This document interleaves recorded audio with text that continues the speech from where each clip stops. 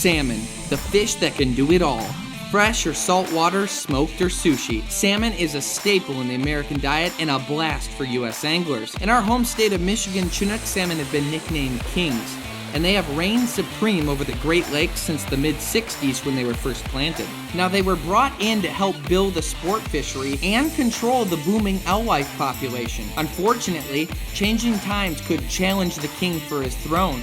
Invasive zebra mussels are filtering massive amounts of nutrients from the Great Lakes. This is causing earth-shattering destruction to the ecosystem and the food chains. Not to mention, the alewife population is also falling at record numbers. So the DNR has been forced to drastically slash stocking numbers of the king salmon, so there is a reasonable predator-to-prey balance. Now, taking all of that into account, our buddy Jacob Bartinsky, captain of Netminder Charters, guides fishermen for king salmon during their migration on the Manistee River, and he says there is still a lot to be excited about when it comes to this fishery. That's right where I've been getting hit too. Welcome to the Greenway Outdoors. Great job, Jeff.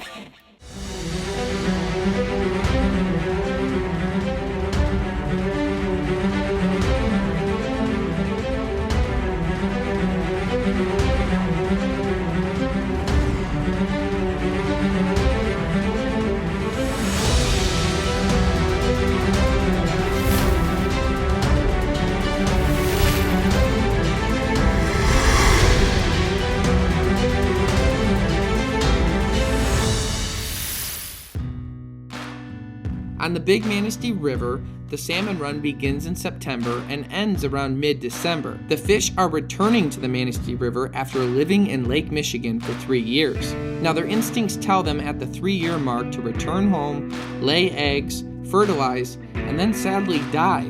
Now, our goal is to catch a few before they can finish out that process. Our first morning was abnormally cold and foggy, but we knew our first spot was a winner because the fish were jumping everywhere. Jacob, when you're brook trout fishing and you cast up underneath a tree or against a log or whatever it might be, it's like you pretty much catch the fish in the first few seconds if it's, a decent sized fish, and then after that you just might as well bring it in fast and try and get another cast in a good spot. Is it like that or different than that? No, they'll come out of that hole and chase it. I've had them bite it right next to the boat actually, so you kind of get multiple chances at them. So just keep reeling slow all the way up and Yep. assume you could get them all the way through the process. Right. And as they're jumping around us, why are they jumping around us?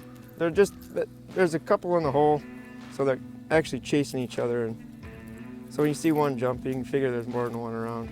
Okay, so that's like a reaction to it's a reaction to other fish movement. Got it. You'll notice sometimes too, if you hook one, it's kind of going crazy through the hole, it'll disturb other fish and you'll see more porpoise. Kind of pop out? Yep. Now, I don't think there's any fish in this river that look like what we're casting. What is it that gets the fish to hit these? It's more of an aggression thing. It's like a territorial? Constantly going through their hole and it's kind of irritating them, and that's why most of the time you'll find they're not swallowing the lures, they're just nipping them. Oh. So what's the best way to set the hook once they do bite? Hard. You want to get it hard? Yeah, yep. Usually the bites are it's like I say, they nip it, it'll feel like a double tap. Okay. I got a single tap there. It can be a single tap too though. When fishing for salmon, you're targeting deeper holes in the river. You'll cast your lure just short of the bank. Begin reeling right away and then swing your pole direction upstream. Making the lure face into the current like this will cause it to have more action and at slower retrieval speeds, which means the lure has more time to annoy a fish into a big strike. Do they find brighter yellow more offensive? That's why the lures look like obnoxious. Usually the more annoying, the better. The farther away from a real looking minnow, the better off it is. The Greenway Outdoors is brought to you by Ram Trucks, built to serve. Motor Trend's Truck of the Year for the 3rd year in a row. And by Bass Pro Shops.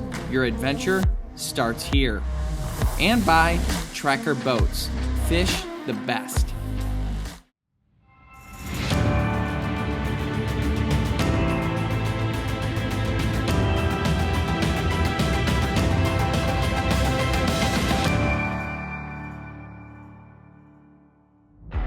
Chinook salmon is often referred to as the king salmon, mostly because they are extremely strong, fast-running fish.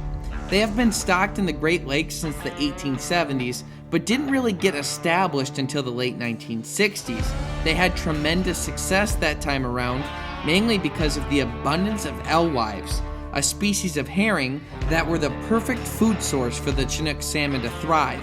Fast forward to 2021, and zebra mussels have filtered a lot of the nutrients from the Great Lakes, disrupting the food chains and hurting the alewife populations. With the Chinook's main food source taking some hits, the DNR has been monitoring this situation carefully and have cut their stocking numbers down so there isn't too much competition for food for the Chinooks still in the system.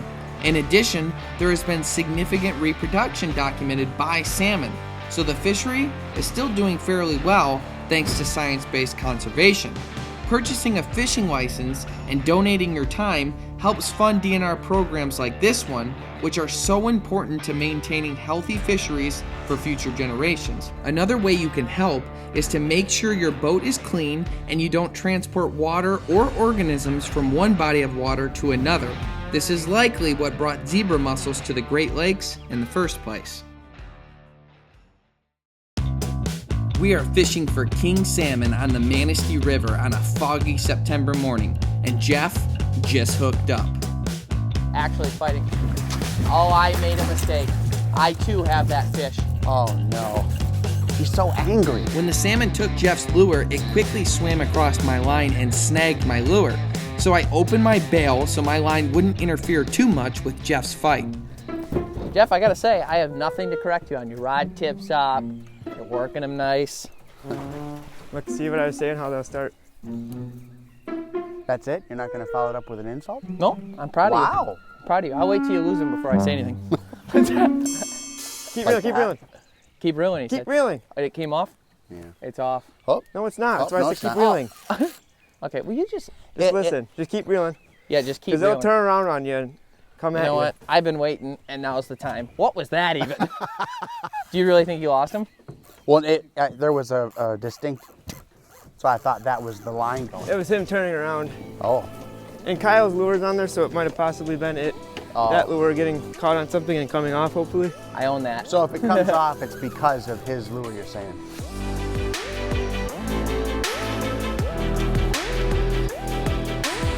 Coming in, get it. Yeah! Nice. That's a good fish.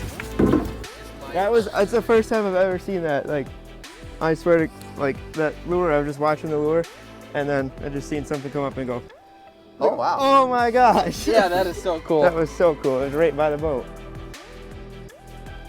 Still took Jeff 25 minutes to bring him in. I'm just glad he got in. Yeah. And I was like, Faster than the fish you brought in. Oh.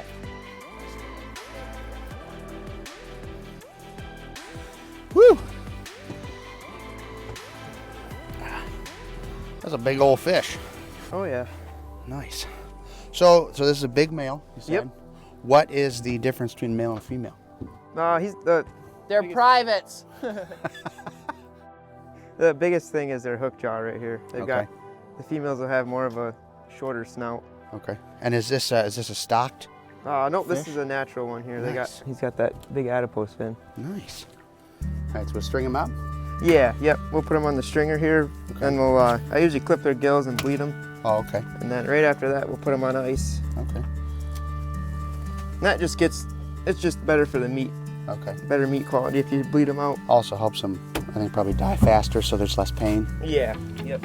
As the sun melts away the fog and the morning comes to an end, the salmon tend to quit jumping as much and become less aggressive towards hard baits, so it's time to switch up tactics and use spawn sacks. Spawn sacks are basically a cluster of salmon eggs. Whole salmon skein on there. I'm used to fishing with the little pouches. Yep. Like the little spawn sacks we use for steelhead. We only use long cut here. These kings, like they just like the bigger globs of it. Okay. So- And that's just, it's the membrane holding it together and Yep. you're just tied around it? Yep. That's interesting. Does it come apart as it's in the water, or? Nope. I mean, once in a while, if you're casting it, sometimes it'll rip off. But the way we're doing it today, we're just gonna drop it right behind the boat. Okay. When using this tactic, you want the spawn sack to look like it's just freely floating down the river and natural. We accomplish this presentation by leaving our bales open and allowing the current to carry the eggs down the river at its own pace. Now the bobber helps keep the spawn off the bottom and does act as a good indicator if a fish should take the bait. There is some debate on why salmon eat eggs. Historically, people would attribute this cannibalistic behavior to competition. They eat other salmon's eggs because they want their offspring to have a better chance of survival. Less competition, higher likelihood of survival. While others say the eggs are an easy meal and great calories for their long migration. If I personally had to guess, I would say it's probably a combination of the two and likely depends on the individual fish. I've also seen my fair number of fish eat random things for no reason at all. Now for the remainder of the day, we only hooked into one more salmon, and he ended up spitting the hook. So we headed back to the cabin, cleaned the one salmon we did get, and tomorrow we head upstream to see if we can catch a few more.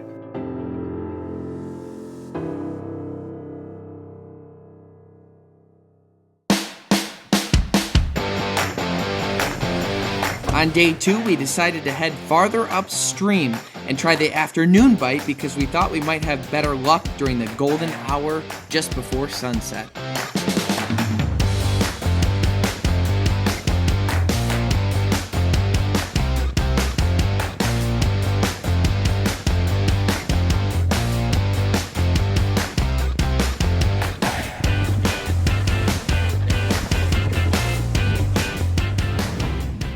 So just kind of cast it out and then follow it with your rod. Okay. Today's spot would be a little different and cause us to switch things up a bit. In a way that somewhat resembles fly fishing. The boat would park just off the narrow mouth of the river, so we didn't disrupt any of the fish. Then we'd try to cast to the top of the channel that's slightly deeper than that the fish would be taking, and allow our spawn to ride the current looking as natural as possible. I couldn't believe the number of fish we saw rolling at the surface. Whoa, so cool, dude. That was cool. And finally, it was my turn to get one.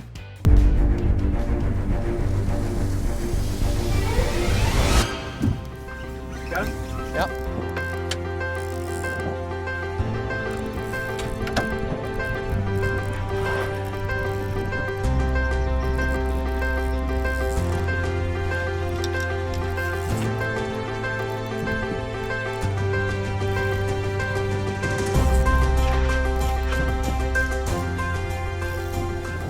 Yep. Oh, he's really pretty one. Really a pretty one. Really pretty. I think it's a jack. Really beautiful.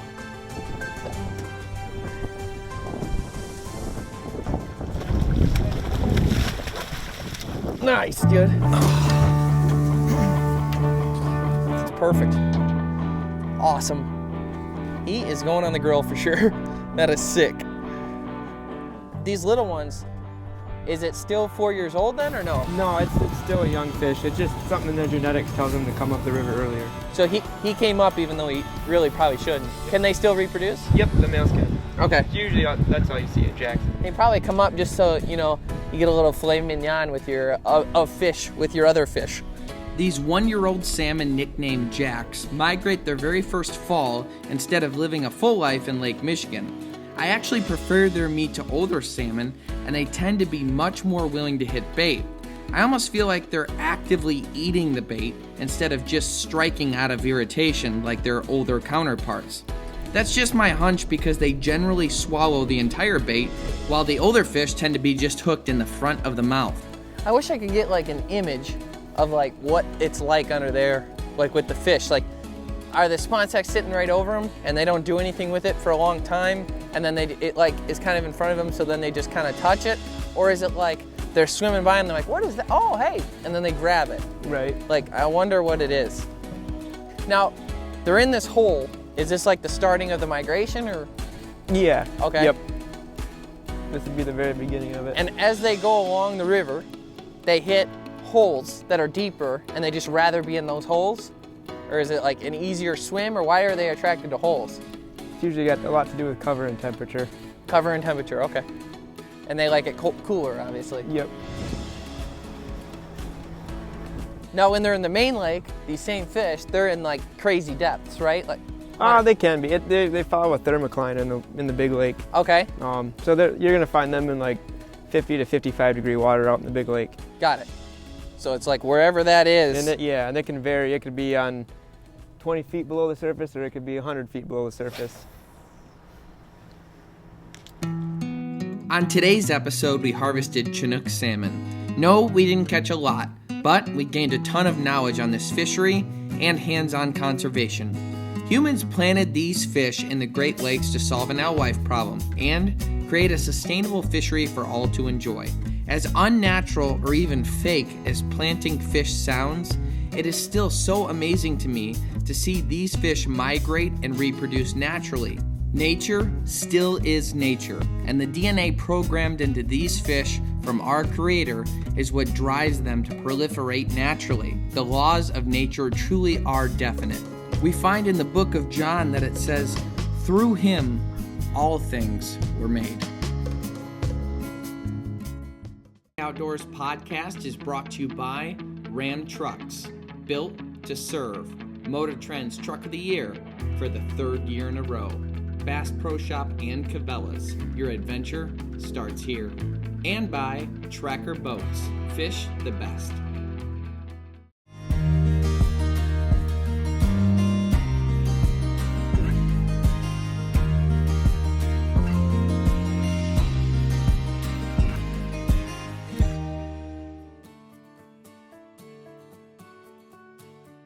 I tend to freeze my fish with the skin on, and that locks in moisture, helps in the freezer, keep it good. What I'm doing is just cutting the skin off. We've got the fillets here. Now, you'll notice if you run your hand along the center of the fillet, you'll feel like a line of bones. So what I like to do is I kind of just like to feel for those, and they're not always just straight down the fish, like they're not dead center, so you kind of got to go by feel. And I like to cut those out of the fish. And once you get those out, you're just dealing with the meat. You're gonna cut it up into sandwich-sized squares. Boom. We'll fold this guy over twice. Generous amount of salt, and then pepper. We'll splash some thyme on there. I kind of work this thyme into the meat, almost like you're dabbing it into the top layer of the meat. Now, this isn't oily, fatty fish as it is, but this oil will help it when it's cooking, especially when it's over a nice bed of bacon. After seasoning your fillets, you'll line a pan with foil and put a few strips of thick-cut bacon in the oven at 375 degrees for about 8 minutes. Then flip the bacon and add your salmon fillets. Cook for an additional 12 minutes or until the fish is nice and flaky. Assemble your sandwich, adding the mayo, lettuce, and tomato. Serve and enjoy. I remember the first time I talked about using bacon in the oven as opposed to bacon in the skillet. My whole life had always been a skillet, and I will tell you what, it cooks more evenly and it just stays perfect. And I can't recommend it enough to do it this way as opposed to in a frying pan. You can obviously get away with it either way, and I am not known for my sandwich stacking skills, but I would say that this looks pretty amazing. Oh yeah. Oh yeah, that's great. You know, salmon, the thing about it is when it's infused with all that pink stuff at the store, it does look beautiful. And when you saw this meat, it's very whitish, and when you catch wild salmon that are on their way to die, the aura around them is, they're not gonna be very good, but that's amazing. And it's kind of a cool classic, sandwich. Mix it up a little bit, throw the salmon on there. It's a club, but it's not, and it's pretty darn good. For this recipe and many others, visit thegreenwayoutdoors.com. Thanks for tuning in. Stay green.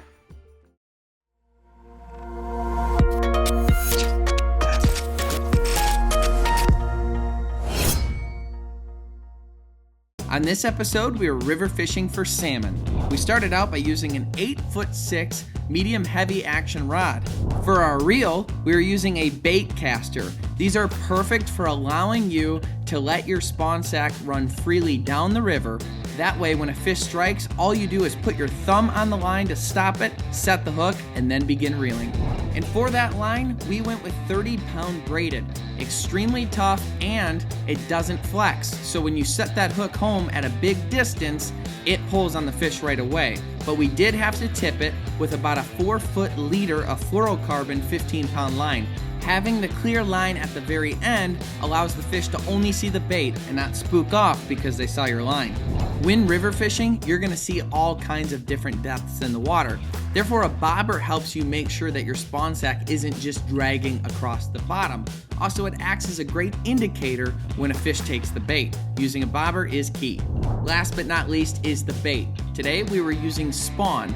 Now these eggs were out of a female that Jacob had caught the day before. They were cured overnight and then used for bait the next day. If you don't have that kind of time and luxury, you can go to a local store and a lot of times they will carry spawn. Now that you know what you need for this fishing trip, I hope it inspires you to get out and chase salmon this September.